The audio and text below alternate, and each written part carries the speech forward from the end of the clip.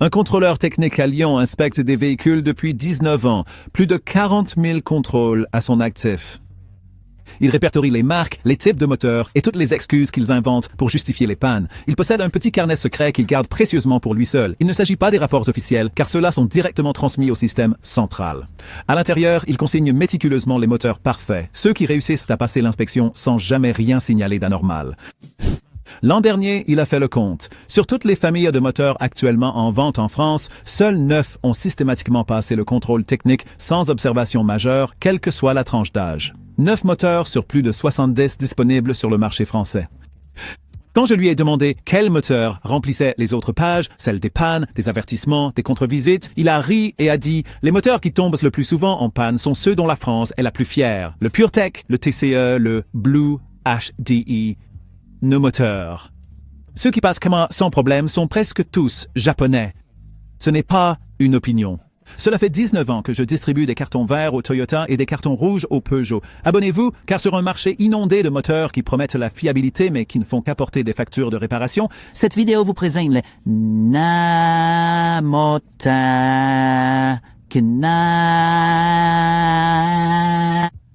Les hybrides Kia Niro et Sportage alignent un 1,6 L atmosphérique à un moteur électrique et une boîte double embrayage humide, évitant les boîtes secs peu fiables des constructeurs européens. Sans turbo, injection directe, ni calamine, batterie garantie 7 ans. Le freinage régénératif préserve les plaquettes au-delà de 60 000 km. Les taux de réussite au contrôle technique du Niro figurent parmi les plus élevés du segment des SUV compacts. Le coût de possession sur 5 ans est environ 30% inférieur à celui d'un Peugeot 3008 hybride. Un mécanicien à Toulouse. Il y a 5 ans, mes clients français se moquaient de Kia. Aujourd'hui, ils reviennent après 3 ans sans aucun problème et me demandent pourquoi leur précédente Peugeot n'en faisait pas autant. 8. Suzuki 1.4 Booster Jet. Voici la preuve concrète qu'un moteur turbo peut être parfaitement fiable, à condition qu'il reste sobre. Le bloc 1.4 Booster Jet de Suzuki, que l'on retrouve dans le Vitara et le S-Cross, développe 129 chevaux grâce à une architecture volontairement simplifiée. Il fait l'impasse sur le calage variable, la désactivation des cylindres ou encore une pompe à eau complexe. Une chaîne de distribution classique dotée de marges de conception généreuses, les mécaniciens français rapportent que le Booster Jet est l'un des moteurs qu'ils voient le moins dans leurs ateliers. Le Vitara entre pour ses révisions programmées et en ressort sans aucune facture imprévue. Un mécanicien bordelais confie « Le 1.4 Suzuki est le moteur turbo qui me fait me demander pourquoi tout le monde se complique autant la vie.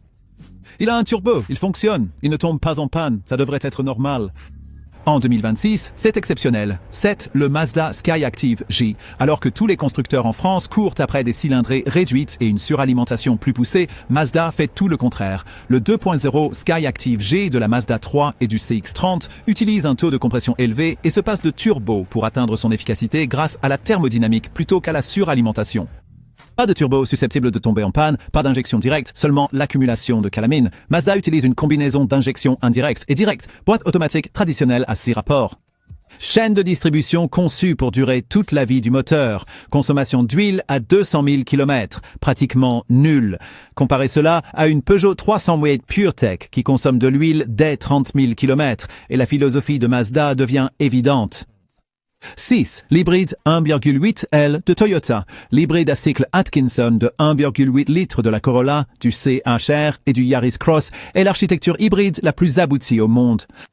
Toyota affine ce système depuis 1997. Pas de démarreur classique, pas d'alternateur, pas de courroie de distribution, pas d'embrayage, pas de boîte de vitesse classique. Le freinage régénératif prolonge la durée de vie des plaquettes au-delà de 80 000 km. Garantie de la batterie hybride, 10 ans. L'inspecteur de Lyon, le moteur 1.8 hybride de Toyota est celui que je vois passer le plus d'inspections sans aucune anomalie. Pas peu d'anomalies, zéro. J'inspecte des Corolla qui ont 5 ans et il n'y a vraiment rien à signaler. Un propriétaire de Corolla hybride à Marseille, 180 000 km, aucun passage imprévu au garage. Coût total d'entretien hors carburant sur 7 ans, moins de 2 500 €. Une Peugeot 308 PureTech du même âge et avec le même kilométrage aurait nécessité entre 6 000 et 15 000 € de réparation. Même segment, un autre monde. 5. Honda 2.0 EHEV. Le moteur 2.0 EHEV de Honda, présent dans la Civic, le HR-V et le ZR-V, utilise principalement le moteur essence comme générateur. La voiture roule à l'électricité la plupart du temps, pas de boîte de vitesse conventionnelle. Une réduction à rapport fixe remplace entièrement la transmission. Pas de double embrayage, pas de CVT, pas de convertisseur de couple. Le système est si simple qu'il ne peut presque rien tomber en panne. Les hybrides Honda sont quasi invisibles dans les ateliers français. Un mécanicien nantais, Honda construit pour ceux qui veulent. Ces moteurs sont rares en réparation, mais les 4 premiers sont à un autre niveau. Leurs taux de panne sont statistiquement inaccessibles à l'industrie française. Category the French automotive industry cannot reach. Et le numéro 1 est le moteur qui a poussé l'inspecteur lyonnais à fermer son carnet et à dire 3 mots qu'il n'avait jamais prononcés en 19 ans. Laissez un pouce bleu et continuons.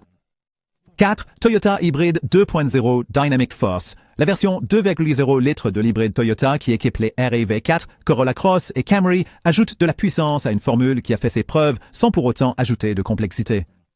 Même architecture que sur le modèle 1.8. Il n'y a ni démarreur, ni alternateur, ni courroie de distribution et même pas d'embrayage. La batterie est garantie pour une durée de 10 ans. Un mécanicien strasbourgeois nous confie « Le RAV4 hybride me fait douter de la fiabilité des constructeurs français. Je révise des RAV4 de 150 000 km qui tournent encore comme s'ils étaient neufs. Je répare des Peugeot 3008 qui ont à peine 60 000 km et qui sont déjà en miettes. En 3e position, les Lexus hybrides 2.0 et 2.5. Lexus affiche 88 sur 100 au classement de fiabilité OCU, ce qui constitue le meilleur score du marché. Les hybrides 2.0 et 2.5 des UX, NX et ES partagent l'architecture technique de chez Toyota. Pas de turbo, pas de double embrayage, pas de courroie de distribution, pas d'encrassement par la calamine. L'injection indirecte maintient les soupapes propres. Le Lexus UX rivalise avec le DS3 Crossback et le Peugeot 2008 GT à des prix comparables. Le DS est doté du moteur PureTech, dont la chaîne de distribution fait l'objet d'un recours collectif. Le Peugeot est équipé du même moteur. Le Lexus profite de 25 ans de technologie hybride éprouvée sans aucun risque lié à la chaîne. Pour le même prix, 2 voitures françaises qui tombent en panne, une japonaise qui ne tombe pas en panne, 2, la Mazda Skyactiv D2.2 diesel. La France adore le diesel. La France souffre aussi du diesel. Panne de FAP, erreur AdBlue, problème de vanne EGR, remplacement d'injecteur qui coûte des milliers d'euros. Le moteur Mazda Skyactiv D2.2 du CX-5 fait exception. Le diesel de Mazda utilise un faible taux de compression, 14 Wambrin contre le 16-18 typique des diesels français, ce qui génère des températures de combustion plus basses, moins de NOx et moins de contraintes sur tous les composants du système anti-pollution. Le FAP se régénère plus facilement. La vanne EGR s'encrasse moins, les injecteurs durent plus longtemps. Un mécanicien à Lille, le diesel Mazda, c'est ce que les diesels français auraient dû être.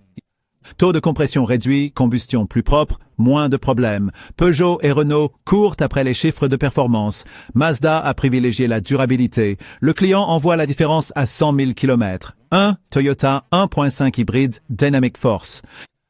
Le tout dernier membre de la famille hybride de Toyota, l'hybride 1,5 litres 3 cylindres à cycle Atkinson de la Yaris et du Yaris Cross.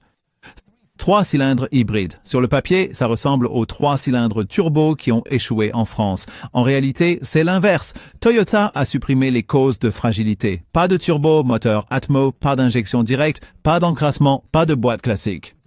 L'UCVT n'a ni embrayage, ni surface de friction sujette à l'usure. Le moteur électrique gère la conduite à basse vitesse, là où les moteurs 3 cylindres vibrent le plus, si bien que les vibrations qui affectent le PureTech ne parviennent tout simplement pas jusqu'au conducteur. La Yaris hybride est la voiture la plus vendue en France. C'est la voiture aux émissions, consommation et coûts d'entretien les plus bas de France. Un inspecteur a examiné une Yaris hybride de 4 ans et 92 000 km. Il a ouvert son carnet, mais n'avait rien à écrire. Il l'a refermé et a dit 3 mots qu'il m'a confié n'avoir jamais prononcés en 19 ans. Rien à signaler, c'est ce qu'il m'a dit. En 19 ans, j'ai toujours écrit quelque chose lors de chaque inspection. Chaque voiture a un défaut. La Yaris hybride 1.5 a été la première voiture pour laquelle je n'ai vraiment rien trouvé à redire. Pas la moindre remarque, pas d'avertissement, rien à signaler. Je ne savais pas que c'était possible. 9 moteurs, Toyota 3 fois, Mazda 2 fois, Honda, Lexus, Kia, Suzuki.